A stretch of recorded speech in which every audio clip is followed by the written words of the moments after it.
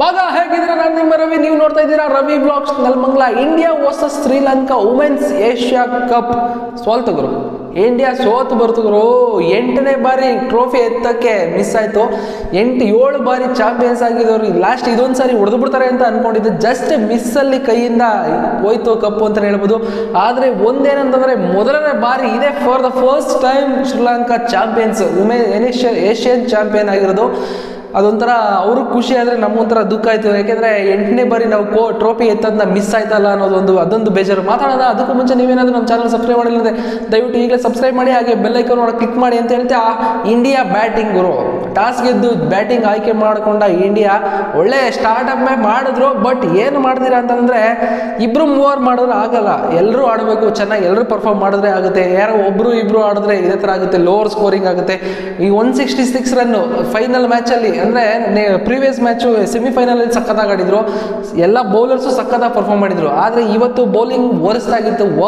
ಒಂದೇ ಒಂದು ವಿಕೆಟ್ ತೆಗಿಯೋಕ್ಕೂ ಹಿಂದೆ ಮುಂದೆ ನೋಡಿದ್ರು, ಅಷ್ಟು ಕಷ್ಟಪಟ್ಟಿದ್ದಾರೆ ಇವತ್ತು ಬೌಲರ್ಸ್ ಅಂತೂ. ಇನ್ನು ಬ್ಯಾಟಿಂಗ್ ಲೈನಪ್ ಬಂದರು ಅಂತ ಹೇಳ್ಕೊಳ್ಳೋಂಥ ಪರ್ಫಾರ್ಮೆನ್ಸ್ ಯಾರು ಕೊಡೋಕ್ಕಾಗಿಲ್ಲ. ಒಬ್ಬರೇ ಯಾರು ಶಫಾಲಿ ವರ್ಮಾ ಮತ್ತು ಸ್ಮೃತಿ ಮಂದಾಣ ಎಷ್ಟು ಅಂತ ಆಡ್ತಾರೆ ಗುರು. ಎಲ್ಲ ಮ್ಯಾಚು ಅವಳೇ ಆಡೋಕ್ಕಾಗುತ್ತಾ ನೋಡು. 60 ರನ್ಸ್ 47 ಬಾಲ್ಗೆ. ಇನ್ನು ಶಫಾಲಿ ವರ್ಮಾ ಅವರು ಕೂಡ ಆಡಿಲ್ಲ, ಬರೀ 60 ರನ್ ಹೊಡೆದಿದ್ದಾರೆ.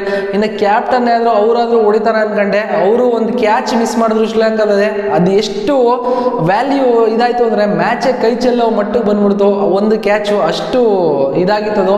ಅದು ಬೇಜಾರಾಗೋ ವಿಷಯ ಅಂತಲೇ ಇರ್ಬೋದು. ಅದೊಂದು ಕ್ಯಾಚ್ ಹಿಡ್ಕೊಂಡ್ಬಿಟ್ಟಿದ್ರೆ ಮ್ಯಾಚು ಒಂದು ರೇಂಜಿಗೆ ನಮ್ಮ ಹತ್ರ ಬಂದ್ಬಿಡ್ತು. ಅದೊಂದು ವಿಕೆಟ್ ಯಾರಂತಂದ್ರೆ ಸಮರ ವಿಕ್ರಮ ಅವರು ಒಂದು ವಿಕೆಟ್ ತೊಗೊಂಡ್ಬಿಟ್ಟಿದ್ರೆ ಅಜ್ಜಿ ಮ್ಯಾಚ್ ನಮ್ದು ಆಗ್ಬಿಡೋದನ್ನ ಮೇ ಬಿ ಹೇಳೋಕ್ಕಾಗ್ತಿರಲ್ಲ. ನೆಕ್ಸ್ಟ್ ಏನಾಗ್ತದೆ ಅಂತಲೂ ಹೇಳೋಕ್ಕಾಗ್ತಿರಲಿಲ್ಲ.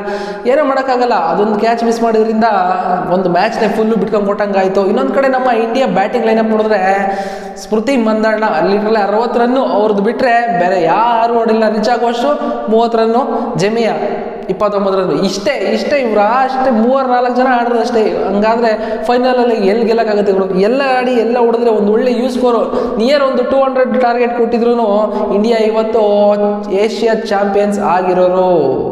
ಬೈ ಮಿಸ್ ಆಯ್ತು, ಏನೋ ಮಾಡೋಕ್ಕಲ್ಲ.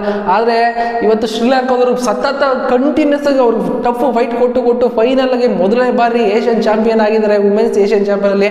ಅದೊಂಥರ ಅವ್ರಿಗೆ ಖುಷಿ. ಬಟ್ ಚೆನ್ನಾಗಿ ಪರ್ಫಾರ್ಮ್ ಮಾಡಿದ್ದಾರೆ. ಒಂದು ಕಡೆ ಚಮಾರಿ ಭಯಂಕರ ಬ್ಯಾಟಿಂಗರು, ಎಂಥ ಸಕ್ಕತ್ತಾಗಿ ಬ್ಯಾಟಿಂಗ್ ಪರ್ಫಾರ್ಮ್ ಮಾಡಿದ್ರು ಅಂದರೆ 61 ರನ್ನು 43 ಬಾಲ್ಗೆ ಲಿಟ್ರಲಿ ಭಯಂಕರ ಆಗಿದ್ದಾರೆ. ಸಮರ ವಿಕ್ರಮ 69 ರನ್ನು, ಅದೊಂದು ವಿಕೆಟ್ ತೊಗೊಂಡ್ಬಿಟ್ಟಿದ್ರೆ ನಮ್ಮ ಇಂಡಿಯಾ ಆರಾಮಾಗಿ ವಿನ್ ಆಗ್ಬಿಡೋದು. ಇನ್ನೊಂದು ಕಡೆ ದಿಲಾರಿ 30 ರನ್ನು, ಒಂದು ಒಳ್ಳೆ ಸಖತ್ತಾಗಿ ಪಾರ್ಟ್ನರ್ಶಿಪ್ ಬಿಲ್ಡ್ ಮಾಡ್ಕೊಂಡು ಸಖತ್ತಾಗಿ ವಿನ್ ಆಗಿದ್ದಾರೆ ಅಂತಲೇ ಹೇಳ್ಬೋದು ಶ್ರೀಲಂಕಾದವರು. ಇದು ಮೊದಲನೇ ಬಾರಿ ವಿನ್ ಆಗಿದ್ದಾರೆ ಏಷ್ಯಾ ಕಪ್ ಅವರು. ಸೊ ಫೈನಲ್ ಆಗಿ ನಮ್ಮ ಇಂಡಿಯಾ ಅವರು 8ನೇ ಬಾರಿ ಟ್ರೋಫಿಗೆ ಮುತ್ತಿಡಕ್ಕೆ ಹೋಗಿ ಜಸ್ಟ್ ಪಕ್ಕಕ್ಕೆ ಮುತ್ತಿಟ್ಬಿಟ್ರೆ ಅಂತ ಹೇಳ್ಬೋದು, ಕೈ ಚೆಲ್ಲಿದ್ದಾರೆ. ಸೊ ಮೊದಲನೇ ಬಾರಿ ಶ್ರೀಲಂಕಾದವರು ವಿನ್ ಆಗಿ ಇವತ್ತಿನ ಏಷ್ಯನ್ ಚಾಂಪಿಯನ್ ಆಗಿದ್ದಾರೆ. ಸೊ ಇದಾಗಿತ್ತು ಇವತ್ತಿನ ವಿಡಿಯೋ. ಸಿಗೋಣ ಮುಂದಿನ ವಿಡಿಯೋದಲ್ಲಿ. ಬಾಯ್.